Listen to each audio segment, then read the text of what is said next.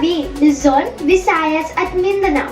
Ako si Samantha Pagtalunan, maghahatid ng mga balitang dapat ninyong malaman para sa SMES Integrated News. Klase sa mga pampublikong paaralan para sa school year 2023 hanggang 2024 magtatapos sa May 31.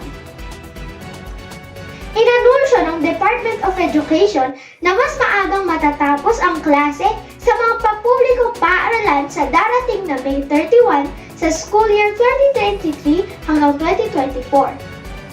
Nakasaad ito sa Department Order 003 na may petsang February 19, 2024 at pirmado ni Vice President and Education Secretary Sara Duterte bilang bahagi ng paghahanda na maibalik ang dating school calendar at maitakda ang summer vacation sa April hanggang May.